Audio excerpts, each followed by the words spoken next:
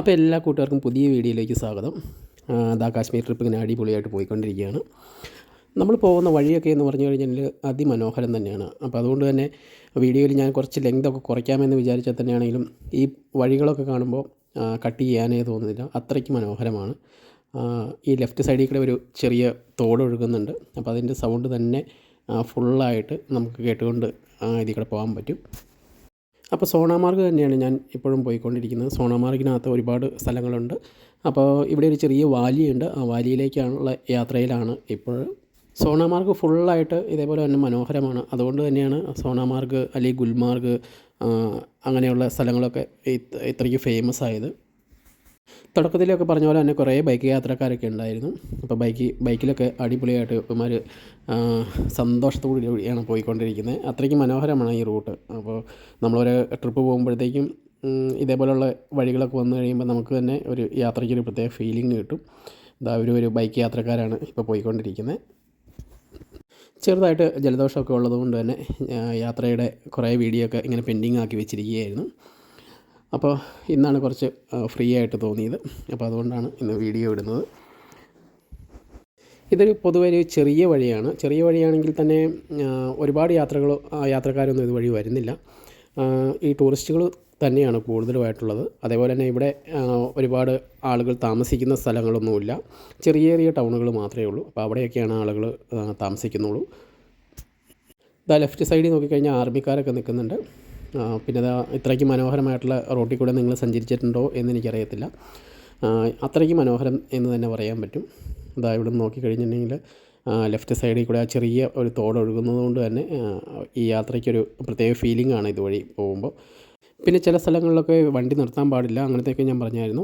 അതേപോലത്തെ ഒരു സ്ഥലമാണ് ഇവിടെ. അപ്പോൾ അതുകൊണ്ട് തന്നെ ഇത്രയ്ക്ക് മനോഹരമായിട്ടുള്ള സ്ഥലമാണെങ്കിൽ തന്നെയാണെങ്കിലും നമുക്ക് വണ്ടി നിർത്താനുള്ള അനുവാദമില്ല.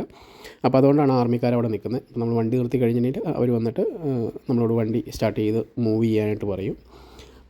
റൈറ്റ് സൈഡിലേക്ക് കൂടെ കുറേ ടൂറിസ്റ്റ് ആളുകളൊക്കെ പോകുന്നുണ്ട്. ടൂറിസ്റ്റ് വണ്ടികളൊക്കെയാണ് കൂടുതലും പോകുന്നത്. നമ്മൾ ശരിക്കും ഒരു 10-20 ദിവസത്തെയൊക്കെ ട്രിപ്പൊക്കെ ആയിട്ടാണ് ഈ കാശ്മീർ ട്രിപ്പൊക്കെ ആയിട്ടാണ് വരുന്നതെങ്കിൽ നമുക്കൊരുപാട് ദിവസങ്ങളിൽ ഇതേപോലെ ഫാസ്റ്റായിട്ട് പോകാതെ തന്നെ ഓരോരോ സ്ഥലങ്ങൾ കയറി ഇറങ്ങി നന്നായിട്ട് ആസ്വദിച്ച് പോകാൻ പറ്റും. അതുകൊണ്ട് തന്നെ ഇനിയത്തെ ഒരു ട്രിപ്പ് ഇങ്ങോട്ടേക്ക് ഉണ്ടെങ്കിൽ ഒരു ഏറ്റവും കുറഞ്ഞ ഒരു 20 ദിവസമെങ്കിലും പ്ലാൻ ചെയ്ത് വരണം എന്നാണ് വിചാരിക്കുന്നത്. ഈ സോണാമാർഗ് തന്നെ ഒരു 2-3 ദിവസം നമുക്ക് കാണാനുണ്ട്. അത്രയ്ക്കും സുന്ദരമാണ് ഇവിടുത്തെ സ്ഥലങ്ങൾ. പിന്നെ മഴയൊക്കെ ഇല്ലാത്തൊരു സമയമാണ് എന്നുണ്ടെങ്കിൽ ബൈക്ക് യാത്ര തന്നെയാണ് എനിക്കെപ്പോഴും ഇഷ്ടപ്പെടാറുള്ളത്. പിന്നെ മഴയുള്ള സമയത്താണെങ്കിൽ ഒരു പക്ഷേ നമുക്ക് വീഡിയോ ഒക്കെ എടുക്കാനായിട്ട് ബുദ്ധിമുട്ട് വരും. മഴയത്ത് വീഡിയോ എടുത്ത് കഴിയുമ്പോഴത്തേക്കും നനയാനുള്ള സാധ്യതയുണ്ട്.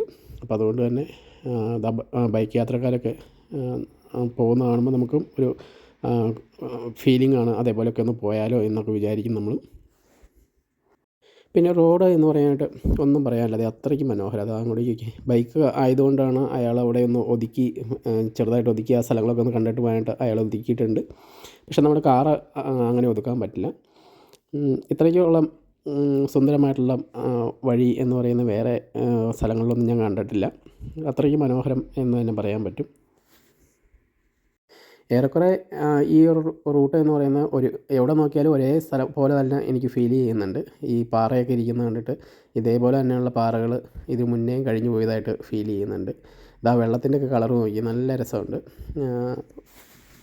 നമ്മൾ ശരിക്കും ജോലിയൊക്കെ ചെയ്ത് മടുത്ത് കഴിഞ്ഞ് കഴിയുമ്പോഴത്തേക്ക് ഇതേപോലത്തെ ട്രിപ്പ് പോയി കഴിഞ്ഞിട്ടുണ്ടെങ്കിൽ നമ്മളെ മനസ്സിനൊക്കെ ഭയങ്കര സന്തോഷമായിരിക്കും. ഡൽഹിയിലൊക്കെ പൊതുവേ പൊല്യൂഷൻ്റെ ഒക്കെ സമയമാണ്. പൊല്യൂഷൻ്റെ സമയത്തു നിന്നൊക്കെ ഒന്ന് വിട്ട് ഇതേപോലെയൊക്കെ ഒരു ട്രിപ്പ് പോകുമ്പോഴത്തേക്കും നമുക്ക് തന്നെ ഒരു മനസ്സിന് സന്തോഷം കിട്ടും. ഇവിടെ വന്നു കഴിയുമ്പോൾ വേറൊരു ഫീലിംഗ് കിട്ടുന്നുണ്ട്. വലിയൊരു മലയും അതേപോലെ തന്നെ ലെഫ്റ്റ് സൈഡിൽ പുഴയൊക്കെ ആയിട്ട് ഒരുപാട് വണ്ടികളൊന്നും ഇല്ലാത്തതുകൊണ്ട് തന്നെ നമുക്ക് ട്രിപ്പ് നന്നായിട്ട് എൻജോയ് ചെയ്യാൻ പറ്റുന്നുണ്ട്. അതല്ലെങ്കിൽ ഒരുപാട് വണ്ടികളൊക്കെ ഉണ്ട് അല്ലെങ്കിൽ ട്രാഫിക്കൊക്കെ ഉണ്ടെന്നുണ്ടെങ്കിൽ നമുക്ക് അത്രയ്ക്കൊരു ഫീലിംഗ് കിട്ടത്തില്ല. ഇവിടെ പൊതുവെ വണ്ടികളുടെ എണ്ണം കുറവാണ്. പൊതുവേ ഈ മരങ്ങളൊക്കെ നശിച്ച് പോയി കഴിയുമ്പോഴത്തേക്കും ഇപ്പോൾ ഒരു തണുപ്പിൻ്റെ സമയമായതുകൊണ്ടാണ് ഈ മരങ്ങളെല്ലാം പച്ച കളറായിട്ട് നിൽക്കുന്നത്. അപ്പോൾ അത് കഴിഞ്ഞ് കഴിയുമ്പോഴത്തേക്കും മൊത്തത്തിലൊരു സ്വർണ്ണ കളറാണ് ഈ സ്ഥലങ്ങൾക്ക് ഫുള്ളായിട്ട് വരുന്നത്. അതുകൊണ്ടാണ് ഈ സ്ഥലത്തിന് സോണാമാർഗ് എന്നുള്ള പേര് വന്നിരിക്കുന്നത്. അപ്പോൾ നിങ്ങൾക്ക് ആർക്കെങ്കിലുമൊക്കെ ഇതേപോലത്തെ ട്രിപ്പ് പോകണം എന്ന് താല്പര്യമുണ്ടെന്നുണ്ടെങ്കിൽ നമ്മുടെ നാട്ടിൽ നിന്ന് തന്നെ ഇപ്പോൾ ട്രെയിനൊക്കെ ഉണ്ട്. നാട്ടിൽ നിന്ന് തന്നെ ഡയറക്റ്റ് ജമ്മു കാശ്മീരിൽ നിന്നൊക്കെ ട്രെയിനുണ്ട്. എനിക്ക് തോന്നുന്നു അത് വെള്ളിയാഴ്ച ദിവസങ്ങളിലേ ഉള്ളൂ എന്ന് എനിക്ക് തോന്നുന്നു. ഏകദേശം 1000-1500 രൂപയുടെ അടുത്താണ് ടിക്കറ്റ് ചാർജ് ആവുകയുള്ളൂ. അപ്പോൾ അതിന് വന്നു കഴിഞ്ഞിട്ടുണ്ടെങ്കിൽ ഏകദേശം ജമ്മു ഒക്കെ നിങ്ങൾക്ക് എത്താൻ പറ്റും. അവിടുന്ന് ഇതേപോലെ ഏതെങ്കിലുമൊക്കെ ട്രിപ്പ് പോരുന്ന ബസ്സുകളൊക്കെ ഉണ്ടാവും. ബസ്സിന് കയറി കഴിഞ്ഞിട്ടുണ്ടെങ്കിൽ നിങ്ങൾക്ക് ഓരോരോ സ്ഥലങ്ങളിലായിട്ട് നിങ്ങൾക്ക് ട്രിപ്പ് പോകാൻ പറ്റും. അതല്ല എന്നുണ്ടെങ്കിൽ നമുക്ക് അവിടുന്ന് തന്നെ ഈ ടാക്സികളൊക്കെ ബുക്ക് ചെയ്തിട്ട് പോകാൻ പറ്റും. പക്ഷേ ആണെന്നുണ്ടെങ്കിൽ ടാക്സികളൊക്കെ വിളിച്ച് കഴിഞ്ഞാൽ തന്നെയാണ് ചാർജ് കൂടുതലായിരിക്കും. എങ്കിൽ തന്നെയാണെങ്കിലും ഓരോരോ മെയിൻ സ്ഥലങ്ങളിലേക്ക് ബസ്സിന് പോകുന്നതാണ് എപ്പോഴും നല്ലത്. അവിടെ ചെന്ന് കഴിഞ്ഞിട്ട് നമുക്ക് വേണമെന്നുണ്ടെങ്കിൽ അവിടെ നിന്നുള്ള ടാക്സികൾ നമുക്ക് വിളിക്കാനായിട്ട് പറ്റും. ഈ സ്ഥലത്ത് എനിക്ക് പൊതുവേ തോന്നിയിട്ടുള്ളത് റൂമിൻ്റെ റെൻ്റാണ് കൂടുതൽ.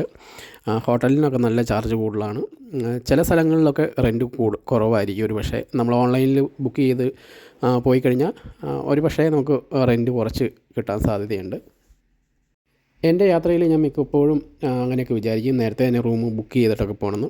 പക്ഷേ ആണെങ്കിൽ ഒരറിയത്തില്ലാത്തൊരു സ്ഥലത്തേക്ക് പോകുമ്പോഴത്തേക്കും ഒന്നുകിൽ നേരത്തെ ബുക്ക് ചെയ്ത് കഴിഞ്ഞിട്ടുണ്ടെങ്കിൽ നമ്മളൊരു 2 മണി 3 മണിയൊക്കെ ആകുമ്പോഴത്തേക്കും ഉദ്ദേശിച്ച സ്ഥലത്ത് ചെല്ലും. പിന്നെ വെറുതെ നമ്മൾ റൂമിൽ തന്നെ ഇരിക്കേണ്ടി വരും. അതല്ല, നമ്മൾ ബുക്ക് ചെയ്ത് കഴിഞ്ഞ് കഴിഞ്ഞാൽ ചിലപ്പം 8 മണി 9 മണി ആയാലും നമ്മൾ ഉദ്ദേശിച്ച ആ ഹോട്ടലിൽ ചെന്ന് പറ്റാനായിട്ട് സാധിക്കാറില്ല. കാര്യം വെച്ചാൽ നമുക്കറിയത്തില്ല അത് എത്ര ദൂരമുണ്ട്. നമ്മൾ ഈ ഗൂഗിൾ മാപ്പൊക്കെ വെച്ചിട്ടായിരിക്കും നോക്കുന്നത്. അപ്പോൾ അതിനകത്ത് ഗൂഗിൾ മാപ്പിനകത്ത് ഇപ്പോൾ 5 മണിക്കൂറത്തെ യാത്ര എന്ന് കാണിച്ചു കഴിഞ്ഞാൽ ചിലപ്പോൾ അത് ചെല്ലുന്നത് 7-8 മണിക്കൂർ കഴിഞ്ഞിട്ടായിരിക്കും. അപ്പോൾ അത്രയ്ക്ക് ആക്യുറേറ്റ് ആവണമെന്നില്ല. എങ്കിൽ തന്നെയാണെങ്കിലും പല സമയങ്ങളിൽ എനിക്ക് അങ്ങനെയൊക്കെ അബദ്ധങ്ങൾ പറ്റിയിട്ടുണ്ട്. അപ്പോൾ ഇപ്പോഴുള്ള എൻ്റെ യാത്രകളിലെല്ലാം ഞാനൊരു 4-5 മണിയൊക്കെ ആകുമ്പോഴത്തേക്കും എവിടെ ചെല്ലുന്നു ആ ഒരു സ്ഥലത്തുള്ള റൂമുകൾ നോക്കി അങ്ങനെയാണ് റൂമുകൾ ഞാൻ എടുക്കാറുള്ളത്. അത് ചില സമയങ്ങളിലൊക്കെ ചാർജ് കൂടുതൽ തന്നെ ആവാറുണ്ട്. അതിന് സംശയമില്ലാത്ത കാര്യമാണ്. ഓൺലൈൻ ബുക്ക് ചെയ്യുന്നത് തന്നെയാണ് എപ്പോഴും നല്ലത്. പക്ഷേ ചില സമയത്ത് ഈ പറഞ്ഞതുപോലെ തന്നെ 2 മണി 3 മണിയൊക്കെ ആകുമ്പോഴത്തേക്കും നമ്മൾ ഈ ബുക്ക് ചെയ്ത റൂമിൻ്റെ അടുത്ത് ചെല്ലും. പിന്നെ നമുക്ക് ഫ്രണ്ടിലേക്ക് പോകാനും പറ്റില്ല. പിന്നെ അത് ക്യാൻസൽ ചെയ്തിട്ട് പോകേണ്ടി വരും. അപ്പോൾ ആ രീതിയിലൊക്കെ നമുക്ക് ചെയ്യേണ്ടി വരും. പിന്നെ താമസിക്കുന്ന ഹോട്ടലിലാണെങ്കിൽ വിത്ത് ഫുഡും കൂടെ ഉള്ളതാണെന്നുണ്ടെങ്കിൽ നമുക്ക് കുറച്ചുകൂടി സൗകര്യമാവും ഫാമിലിയൊക്കെ ആയിട്ടാണ് പോകുന്നതെങ്കിൽ. അതല്ലെങ്കിൽ നമ്മൾ പുറത്ത് പോയിട്ട് ഫുഡ് വാങ്ങിച്ച് അവിടെ വെച്ചിട്ട് കഴിക്കേണ്ടി വരും. ചില ഹോട്ടലുകളൊക്കെ ഉണ്ട്, തീരെ ചെറിയ ഹോട്ടലുകളായിരിക്കും. അപ്പോൾ നമുക്ക് താമസിക്കാൻ മാത്രമാണ് പറ്റുകയുള്ളൂ. അപ്പോൾ നേരത്തെ തന്നെ നമ്മൾ ഫുഡൊക്കെ വേറെ സ്ഥലത്തു നിന്ന് കഴിച്ച് കഴിഞ്ഞിട്ട് വേണം അവിടെ ചെല്ലാനായിട്ട്. ഞങ്ങളൊരു ചെറിയ വാലിയുടെ അടുത്ത് എത്തിയിട്ടുണ്ട്. ഇതൊരു വാലിയിലേക്ക് പോകുന്ന വഴിയാണ്. നോക്കിക്കഴിയുമ്പോൾ കാണാൻ പറ്റും ഒരു 3 മലകൾ, വലിയ 3 മലകളുണ്ട്. ഇതൊരു പുൽപ്രദേശമാണ്. ഈ ഒരു കയറി വരുന്ന സ്ഥലത്തേക്ക് ഇതിനാണ് പറയുന്നത് വാലി എന്ന് പറയുന്നത്. ഇത് നമ്മൾ നോക്കിക്കഴിഞ്ഞിട്ടുണ്ടെങ്കിൽ കാണാൻ പറ്റും എല്ലാ സൈഡിലും കുന്നുകളാണ്, മലകളാണ്. അപ്പോൾ ഈ സ്ഥലം മാത്രമാണ് കുറച്ച് താഴ്ന്ന പ്രദേശമുള്ളൂ. അപ്പോൾ ഈ താഴ്ന്ന പ്രദേശം നിറയെ പുല്ലൊക്കെ ആയിട്ട് ഇവിടെ ചില സമയങ്ങളിലൊക്കെ ഒരുപാട് പൂക്കളൊക്കെ വിരിയാറുണ്ട്. അതേപോലെ തന്നെ കുറച്ച് സമയം കഴിഞ്ഞ് കഴിഞ്ഞിട്ടുണ്ടെങ്കിൽ 2-3 മാസമോടെ കഴിഞ്ഞ് കഴിഞ്ഞിട്ടുണ്ടെങ്കിൽ ഇവിടെ നിറയെ മഞ്ഞൊക്കെ ആയിരിക്കും. അപ്പോൾ ഇവിടെ നിന്ന് തന്നെ നമുക്ക് കുതിര സവാരിയൊക്കെ കിട്ടും. കുതിര സവാരിക്കകത്ത് നമുക്ക് കുതിരപ്പുറത്തൊക്കെ ആ സൈഡിലേക്ക് നോക്കിക്കഴിഞ്ഞാൽ കാണാൻ പറ്റും കുറച്ച് ആളുകളൊക്കെ കയറി പോകുന്നത്. അപ്പോൾ നമുക്ക് കുതിരപ്പുറത്തൊക്കെ കയറി ഈ കുന്നിൻ്റെയൊക്കെ മുകളിലേക്ക് കുറച്ചും കൂടി നമുക്ക് കുന്നിൻ്റെയൊക്കെ അടുത്തേക്ക് ചെല്ലാൻ പറ്റും. നമുക്ക് കുന്നിൻ്റെയൊക്കെ അടുത്തേക്ക് പോകണമെന്നുണ്ടെങ്കിൽ ഏകദേശം ഒരു 4 മണിക്കൂർ അല്ലെങ്കിൽ 5 മണിക്കൂറിൻ്റെയൊക്കെ അടുത്തുള്ളൊരു ട്രിപ്പാണ്. അതായത് കുതിര സവാരിയാണ് ഇവർ പ്ലാൻ ചെയ്യുന്നത്. ഏകദേശം 700 രൂപ അല്ലെങ്കിൽ 1500 രൂപയൊക്കെ ഇതിന് വേണ്ടിയിട്ട് വാങ്ങിക്കും. അപ്പോൾ അവിടുന്ന് ഞങ്ങൾ നടന്ന് തൊട്ടടുത്ത് തന്നെയുണ്ട് നമ്മുടെ സോണാമാർഗിൽ ഒരു പാലമുണ്ട്. ഇത് ഭയങ്കര ഫേമസാണ്. അപ്പോൾ ഈ പാലത്തിൻ്റെ അടുത്തേക്ക് വന്നു. നമ്മുടെ യാത്രയുടെ ഈ സോണാമാർഗ് തുടക്കത്തിലേ ഞാൻ പറഞ്ഞായിരുന്നു വഴി ഇവിടെ തിരിച്ചു വിട്ടിരിക്കുകയായിരുന്നു എന്ന്. അപ്പോൾ ഇപ്പോൾ വഴി തുറന്നിട്ടുണ്ട്. നമ്മൾ പാലത്തിൻ്റെ അടുത്തേക്ക് വന്നിട്ടുണ്ട്. ഇവിടെ വെള്ളമൊക്കെ ഒഴുകുന്നതൊക്കെ കാണാനായിട്ട് നല്ല രസമുണ്ട്. കുറച്ച് സമയം ഇവിടെ സമയം കളയാനായിട്ട് കുറച്ച് സമയം നമ്മളിവിടെ നിന്നു. പിന്നെ എനിക്ക് ഏറ്റവും ഇഷ്ടപ്പെട്ട ഒരു സ്ഥലമായിരുന്നു ഈ സോണാമാർഗിലെ ഈ ഒരു പാലം.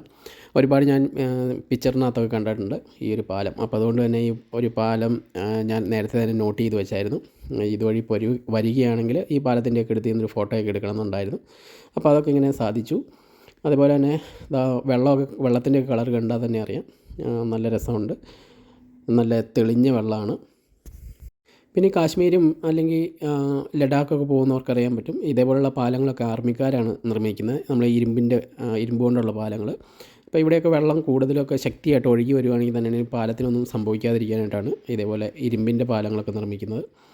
ഇപ്പോൾ പൊതുവേ ഇതൊക്കെ ആർമിയുടെ അണ്ടറിലാണ് വരുന്നത്. ഇനി ഇവിടുത്തെ ഒറിജിനൽ കുറച്ച് ശബ്ദമൊക്കെ കേട്ട് നോക്കാം, എങ്ങനെയാണ് വെള്ളത്തിൻ്റെ സൗണ്ട് നോക്കാം.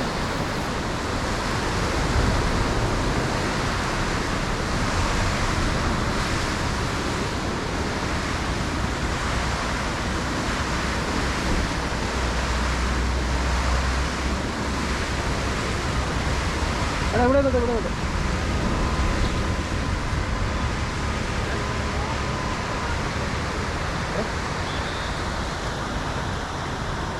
അപ്പോൾ ഇതാണ് ആ പാലം.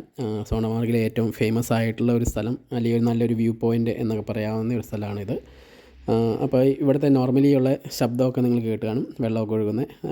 നല്ല രസമാണ്. ഇവിടെ കുറേ സമയം നമുക്ക് നിൽക്കാനായിട്ട് നല്ല രസമൊക്കെ ഉള്ള സ്ഥലമാണ്. അപ്പോൾ ഈ വഴി ആരെങ്കിലും വന്നു കഴിഞ്ഞിട്ടുണ്ടെങ്കിൽ ഇവിടെ നിന്നൊരു ഫോട്ടോ എടുക്കാതെ ആരും പോകാൻ സാധ്യതയില്ലാത്തതാണ്. അത്രയ്ക്കും ഫേമസ് ആണ് ഈ പാലം. അതുതന്നെ ഈ സ്ഥലത്തിൻ്റെ പേരെഴുതി വെച്ചിരിക്കുന്നതുകൊണ്ട് തന്നെ ആയിരിക്കും ഒരുപക്ഷെ ആളുകൾ ഇവിടെ വന്ന് ഫോട്ടോയൊക്കെ എടുക്കുന്നത്.